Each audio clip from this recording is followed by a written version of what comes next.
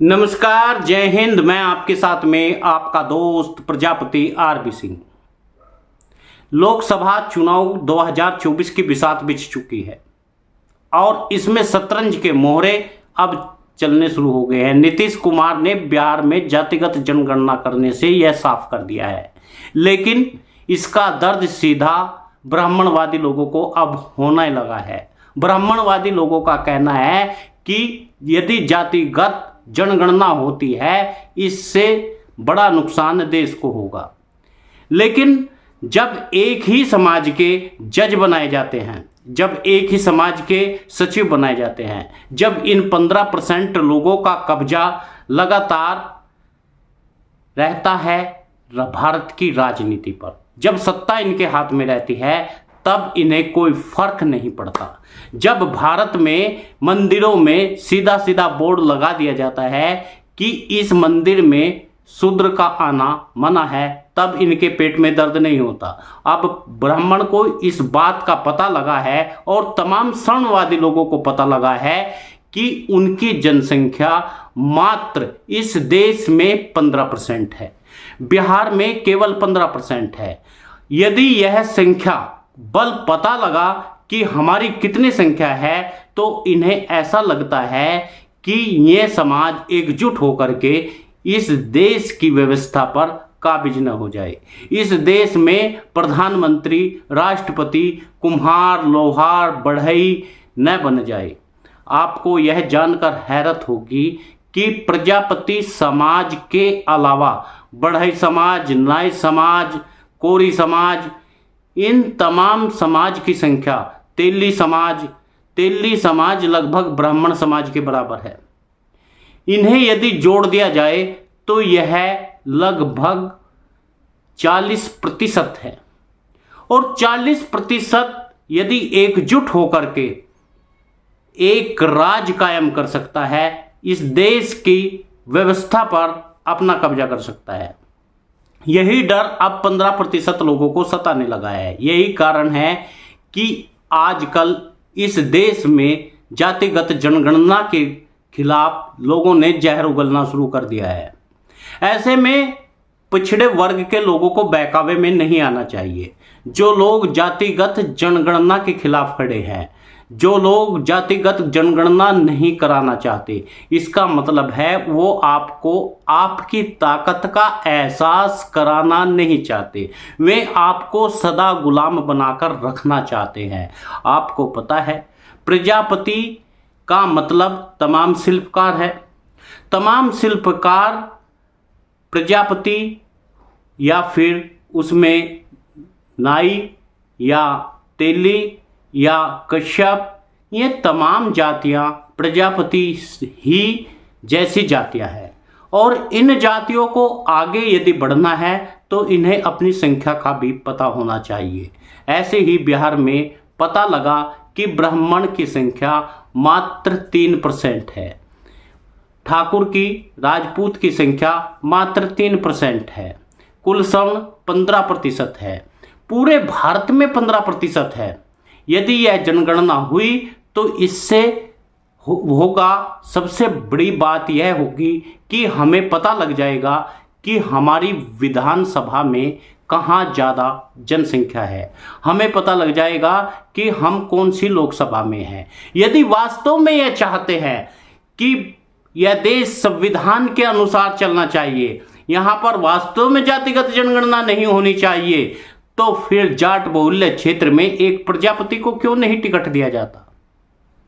मुस्लिम बहुल्य क्षेत्र में क्यों नहीं एक हिंदू को टिकट दिया जाता? यदि कहीं पर ब्राह्मण ज्यादा है तो वहां पर प्रजापति को क्यों नहीं चुनाव लड़ाया जाता? सरकार जातिगत भावनाएं तो अपने आप रखती है, और जब हम लोग उसके लिए हक और हिस्सा मांगते हैं, तब सरकार कहती है कि यह जातिवादी व्यवस्था है। प्रधानमंत्री का क्यों मुंह सिल जाता है? प्रधानमंत्री बोलते क्यों नहीं? आखिर जातिगत जनगणना करवाते क्यों नहीं? आखिर प्रधानमंत्री किसने बनाया? सबसे ज्यादा वोट देने वाला प्रजापति समाज था, बढ़ई समाज था, लोहार समाज था, तेली समाज था। इन तमाम समाज के लोगों ने सबसे ज़्यादा वोट भारतीय जनता पार्टी को दिया। और आज फिर एक बार ओबीसी उसी मध्य रेखा पर खड़ा हो गया है जिस रेखा पर वीपी सिंह के सामने था। वीपी सिंह ने जिस समय मंडल आयोग लागू किया और तमाम पिछड़े वर्ग के लोगों की 27% आरक्षण दिया गया, उस समय यही सवर्णवादी लोग आग में जलकर मर रहे थे। आपको याद होगा जिस समय साइमन कमीशन अंग्रेजों ने लागू किया और उन्होंने कहा कि अब कुम्हार, लोहार, बढ़ई इन सब का बेटा भी अब जज बनेगा, ये भी पढ़े लिखेंगे, ये भी आगे बढ़ेंगे, ये भी देश की राजनीति में अपना योगदान देंगे। उस समय ये ही लोग थे जो कह रहे थे ये हमारे में आपस में फूट डाल रहे हैं। लेकिन अब वक्त आ गया है, आज हर प्रजापति को, हर बढ़ई धीमान को, हर लोहार पांचाल को, हर कश्यप को, निषाद को, बिंद को, राजभर को, मुसाहर को भागीदारी की आवश्यकता है। दिल खोल कर कहिए कि हम तुम्हें तुम्हारी जनसंख्या बताने को तैयार है। हमें भी तो पता होना चाहिए आखिर प्रजापति किस विधानसभा में कितना है, हमें भी तो पता होना चाहिए किस लोकसभा में प्रजापति कितना है। यदि ऐसा नहीं करते हैं तो वे आपके साथ में अन्याय कर रहे हैं। चुनाव लड़ रहे हैं नेता लोग, आपको लड़ा रहे हैं, आपस में आप कट मर रहे हो। यह सोचने की बात है आखिर किस तरह इस देश की व्यवस्था पर 15% लोग काबिज हो जाते हैं और बाकी तमाम लोग उनके गुलाम हो जाते हैं। प्रजापति समाज के लोगों को यदि अभी भी समझ में नहीं आता तो इसका मतलब उनके अंदर ब्राह्मणवाद है। जो ब्राह्मणवाद के गुलाम हैं, जो मानसिक गुलाम हैं, उन्हें यह समझ लेना चाहिए यदि आपको सत्ता में रहना है, आपको सत्ता में जीतना है, आपको भी शतरंज की चाल में अपने मोहरे को जिताना है तो आपको संघर्ष करना पड़ेगा, आपको बोलना पड़ेगा, आपको खड़ा होना पड़ेगा और आपको सरकार का विरोध करना पड़ेगा, तब जाकर आपकी मांगे मानी जाएगी। जब तक कोई बलिदान नहीं होता, जब तक हम रणभूमि में लड़ते नहीं हैं, तब तक हम जीत नहीं पाएंगे। जब आप रण से ही बाहर हैं तो आप क्या लड़ेंगे, क्या आप जीतेंगे? आपकी आवाज कौन उठाएगा? आपको विधानसभा में, लोकसभा में पहुंचने नहीं दिया जाता, आपको आईपीएस नहीं बनाया जाता। आपको पता है आईएएस बनने के लिए केवल बीए की डिग्री चाहिए और आईएएस आप इसलिए नहीं बन पाते क्योंकि आपकी सत्ता में भागीदारी नहीं है। आप जज इसलिए नहीं बन पाते क्योंकि आपकी सत्ता में भागीदारी नहीं है। सत्ता, राज सत्ता हर ताले की चाबी है। चक चक्रोड से लेकर के आईएएस पीसीएस ऑफिसर जितने बनते हैं वे तमाम लोग आपको, अपने समाज को आगे बढ़ाने का काम करते हैं। आपने देख भी लिया होगा जिसकी जितनी संख्या सत्ता में होती है वह उतना ही ताकत है। ब्रजभूषण का इसमें उदाहरण है। इसमें सबसे बड़ा उदाहरण फूलन देवी को मारने वाले शेर सिंह राणा को है। यह तमाम लोग क्राइम करके भी बचे रहते हैं। सबसे बड़ा उदाहरण संजय सिंह का है जो अमेठी से है, जिन्होंने सैयद मोदी की हत्या करके उनकी पत्नी पर कब्जा किया। लेकिन आप सत्ता से दूर क्यों रहना चाहते हैं? आप गुलामी का वो जंजीरें क्यों पहनना चाहते हैं? आपने गुलामी की जंजीरें पहन रखी है, आप उन गुलामी की जंजीरों को तोड़ दीजिए। आप सोचिए, धर्म धारण करने का नाम है, किसी के बनाए हुए धर्म पर चलने का नाम धर्म नहीं होता।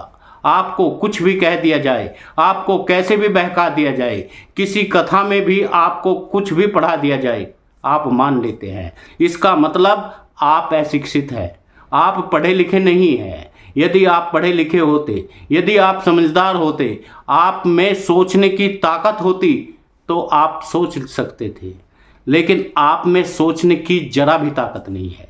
इस समाज को इस समय सबसे बड़ी जरूरत राजनीति ताकत की है और राजनीति ताकत से आपको मिलेंगे हर जिले में बड़े बड़े छात्रावास, जो प्रजापति छात्रावास होगी। आप अपना इतिहास यदि जिंदा करना चाहते हैं, अपने इतिहास को महाराज ययाति प्रजापति, प्राचेतस प्रजापति, विक्रमादित्य, राजा भर्तृ, गंधर्व सेन, राजा हरिश्चंद्र, तमाम लोग आपके पूर्वज हैं, उनके आप वंशज हो।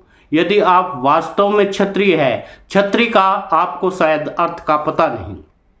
बहुत सारे लोग कहते हैं कि क्षत्रिय एक जाति होती है। क्षत्रिय कोई जाति नहीं होती।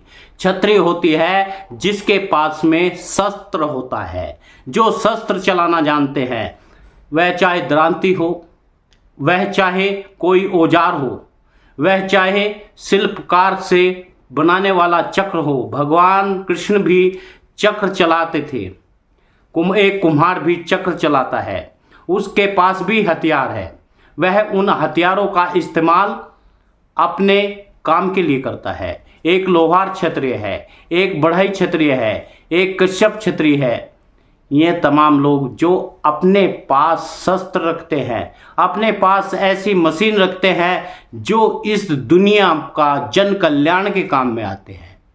केवल आपके पास बंदूक होना ही जरूरी नहीं है क्षत्रिय बनने के लिए, आपके पास तलवार होनी जरूरी नहीं है क्षत्रिय बनने के लिए।